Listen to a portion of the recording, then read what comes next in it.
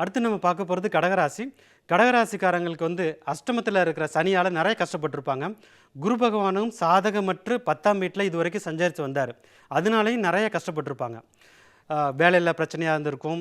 சில பேருக்கு வேலையே போயிருக்கும். ஏன்னா 8ல் சனி இருக்கும்போது வேலையை வந்து பாதிச்சிருக்கும். 10ஆம் இடத்துல இருக்க குருவும் பதவியை பறிச்சிருக்கும். ஸோ ஏற்கனவே நல்ல பொசிஷனில் இருந்தவங்கலாம் அந்த வேலையை விட்டு வெளியில் வரக்கூடிய ஒரு கடுமையான சோதனையான காலகட்டத்துக்கு இதுவரைக்கும் இருந்திருப்பாங்க. அவங்களுக்கெல்லாம் ஒரு சந்தோஷமான விஷயம் என்னென்னா, குரு பகவான் வந்து 11ஆம் வீடான லாபஸ்தானத்துக்கு வராரு. குரு பகவான் 11ஆம் வீட்டில் வரும்போது 3ஆம் வீட்டில் இருக்க கேதுவை வந்து பார்க்குறாரு. ஸோ இது வந்து ஒரு சிறப்பான ஒரு அம்சமாக உங்களுக்கு உங்கள் ராசிக்கு வந்து யோக பலன்களை வழங்க போகுது. அஷ்டமத்தில் இருக்கிற சனியோட தாக்கத்தை வந்து குரு கேதுவை பார்ப்பது வந்து குறைத்து விடும். ஸோ அதனால் அஷ்டமத்து சனி வந்து ஒரு சைடில் வந்து உங்களுக்கு பிரச்சனையை கொடுத்துட்ருக்கும். தேவைக்கு அதிகமான மன உளைச்சல் இருக்கும், வேலை பார்க்குற இடத்துல பிரச்சனை இருக்கும். இது மாதிரியான பிரச்சனைகளை கொடுத்தாலும் வேலை பார்க்குற இடத்துல நீங்கள் வந்து கஷ்டப்பட்டு உழைச்சதுக்குரிய வருமானம் கண்டிப்பாக வந்து சேர்ந்துடும். ப்ரொமோஷன் ஏதாவது எதிர்பார்த்தீங்கன்னா அதுவும் உங்களுக்கு கிடச்சிடும். ஸோ உங்களுக்கு வந்து வேலை பார்க்குற இடத்துல நீங்கள் எதிர்பார்த்த பதவி உயர்வு, ஊதிய உயர்வு கிடைக்கக்கூடிய ஒரு காலகட்டமாக தான் இருக்குது. அடுத்து வந்து உங்களுக்கு கணவன் மனைவிக்குள்ளார நிறைய பிரச்சனைகள் வந்திருக்கலாம். 8ல் சனி இருந்ததால் அதனுடைய தாக்கம் வந்து குறைய ஆரம்பிக்கும்.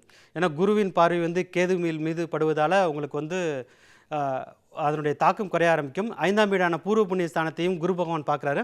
அதனாலையும் குடும்பத்தில் இருக்கிற பிரச்சனைகள் வந்து குறைய ஆரம்பிக்கும். சில பேருக்கு வந்து கோர்ட்டு கேஸுன்னு கூட போயிருப்பாங்க. சில கடகராசியில் இருக்கிற சில தம்பதியினர் வந்து கோர்ட்டு கேஸ் வரைக்கும் கூட போயிருக்கும். அவங்களுக்கு அதனுடைய இந்த ப்ராப்ளத்தை விட்டு கண்டிப்பாக வந்துடுவாங்கங்கிற சொல்கிறத விட அந்த பிரச்சனைகளுடைய தாக்கம் குறையும். ஸோ அதுக்கப்புறம் உங்களுடைய சுயஜாதகம் நன்றாக இருந்ததுன்னா இந்த பிரச்சனை வந்து சுமூகமாக தீர்த்து விட முடியும். ஸோ நீங்கள் வந்து ஒரு கடகராசிக்காரங்க வந்து இதை எப்படி எடுத்துக்கணும்னா, சனியால் கொடுக்கக்கூடிய பிரச்சனை வந்து இருந்துகிட்டே தான் இருக்க போகுது. ஆனால் குருவும் கேதுவும் வந்து உங்களுக்கு வந்து நல்ல பலன்களை கொடுக்க போகிறாங்க. ஸோ இந்த மாதிரியாக தான் வந்து நீங்கள் வந்து இந்த குரு பயிற்சி வந்து பார்க்கணும். ஸோ இந்த சமயத்தில் நீங்கள் வந்து ஸ்டாக் மார்க்கெட்டில் ட்ரேட் பண்ணிங்கன்னா உங்களுக்கு மிக்ஸ்டு ரிசல்ட்ஸ் தான் இருக்கும். ஏன்னா சனி வந்து 8ல் இருக்கிறதால விரயத்தை அதிகமாக கொடுத்துரும். குரு லாபஸ்தானத்தில் இருந்தால் கூட வரக்கூடிய லாபம் வந்து, அதாவது ஒரு பேப்பர் ப்ராஃபிட்ஸ்ன்னு சொல்லுவோம்.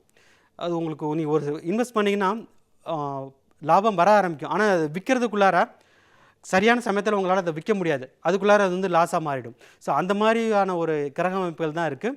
ஸோ நீங்கள் இந்த சமயத்தில் வந்து இன்வெஸ்ட் பண்ணாமல் இருக்கிறது தான், அதுவும் ஸ்பெகுலேட்டிவ் ட்ரேடிங் வந்து பண்ணாமல் இருக்கிறது கண்டிப்பாக முக்கியம். ஏன்னா 8ல் இருக்கிற சனியோட பலம் வந்து குரு 11ல் இருக்கிறதோட அதிகமாக இருக்கும், குறிப்பாக இந்த ஸ்பெகுலேஷன்ற விஷயத்தில். அதனால் இன்வெஸ்ட்மெண்ட் பண்ணுறவங்கெல்லாம் கொஞ்சம் உங்களுடைய சுயஜாதகத்தையும் ஒரு தடவை செக் பண்ணி பார்த்துக்கிறது நல்லது. ஸோ ஹெல்த் ப்ராப்ளம்ஸ் வந்து உங்களுக்கு வந்து கொஞ்சம், அதாவது பிபி வந்து அதிகமாக இருக்கலாம். ஆனால் குரு வந்து அதுக்கு பிபிக்குரிய மெடிசனை வந்து கரெக்டாக கொடுத்ததுனால அதனுடைய தாக்கம் வந்து குறைய ஆரம்பிக்கும். மொத்தம் கடகராசிக்கு வந்து ஒரு ரிலீஃப் அப்படின்னு சொல்லலாம்.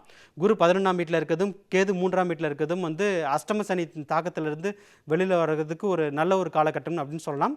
குரு பகவான் வக்கரம் அடையக்கூடிய காலகட்டம் வந்து உங்களுக்கு மறுபடியும் ஒரு சோதனையான காலகட்டமாக இருக்கும். குறிப்பாக அந்த நவம்பர் டிசம்பர் மாதத்தில் கொஞ்சம் கவனமாக இருக்கிறது நல்லது.